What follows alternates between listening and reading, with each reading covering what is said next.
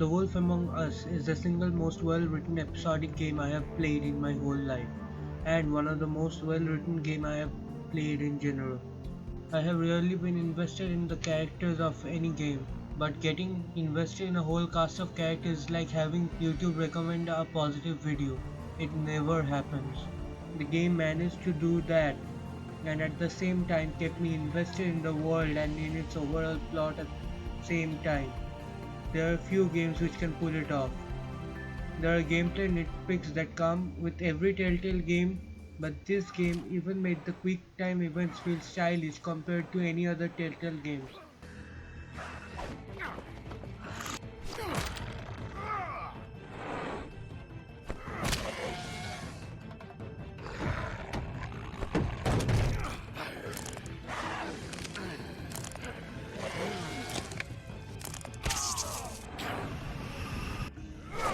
Well, And where to first? choices do matter more here. Bigby, shit. Listen, right, there's a bloke upstairs going through all the woodsman's You things. think he did it? What's her husband's name? Lawrence. Prince Lawrence. Mostly. Okay, enough with the introduction. This game is great, I like it. Now to the main point. If you haven't played it, I highly recommend you do so. There are major spoilers ahead. The first thing that goes wrong in this episode is the chase scene at the very beginning, where Bigby in his semi-beast form chases Georgie. A huge inconsistency here. Before, Send me up to one of the main points of conflict among the management and members of Fabletown was that the members had to stay glamored to prevent the Mundys from discovering them. Bigby, they're bleeding me dry, mate. The quality of the spout goes down, but the rates keep climbing up. Do you have any idea how much it costs to have an entire family in glamour? Then, in this scene, we get Bigby chasing Georgie through the main street in between heavy traffic. That just does not make sense.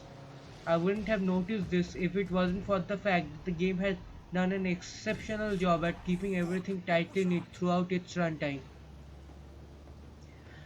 I know there are ways to make Mundys into the main characters of an RPGs, that is gives them amnesia.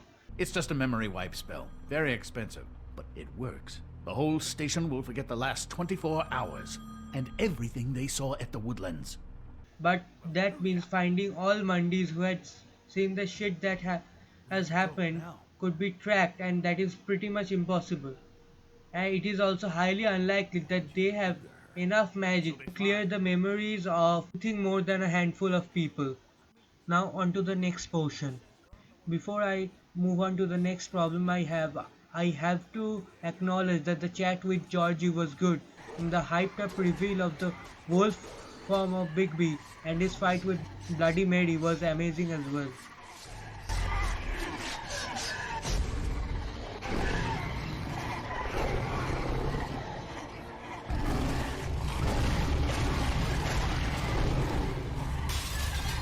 Now onto the Crooked Man.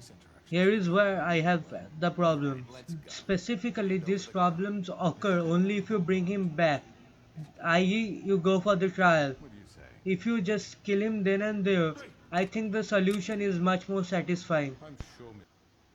The Crooked Man is a mob boss, through and through. He controls people through intimidation and acts like he is their savior. I got her tree back, and in turn we used her magic to help poor Fables get glamours. Because I helped her, she was able to make a living, provide for herself. Not one of his points he made throughout the trial made any sense. And it is weird that people were actually swayed by it. So you see, the culprit has been punished. There's no That doesn't need for change this. anything. Also, it bothered me that Bigby never mentions that the Crooked Man appeared to be using slave labor in the manufacture of his black market glamours. He was very open about being involved in that business, and that really should have shut down his defense, which relied largely on the idea that he never actually got his hands dirty and he wasn't responsible for things his subordinates decided to do on their own. The culprit has been punished. All he does is defend himself from the murders. What about the other 10 crimes Snow listed off? You are charged with the murder of Faith and Lily, which Georgie carried out on your order.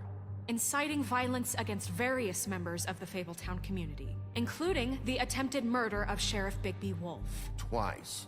A misunderstanding. Aiding and providing monetary support for the forced prostitution at the Pudding and Pie. Additionally, you are charged with multiple counts of fraud, extortion, racketeering, and the illegal possession and sale of magical artifacts.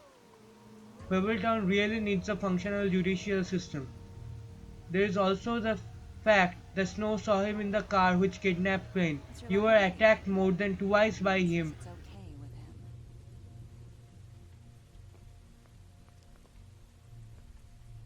Hello, Ichabod. Got a stomachache? And there are actual evidence of extortion. Then Nerissa came in and solved the case for us and made me feel like as if I didn't need to say anything to resolve this case. 5 other girls will back me up on this. We all heard you say it. Did you now? Looks like we found our evidence. She saw it firsthand. He's guilty. Good enough for me? Me too.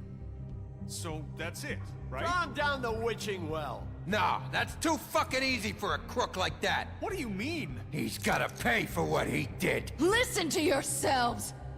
You're all rats, fleeing from one sinking ship to the next. So quick to latch onto whatever will keep your miserable lives afloat. This part just feels a bit shallow compared to most of the game. Complaints over, done.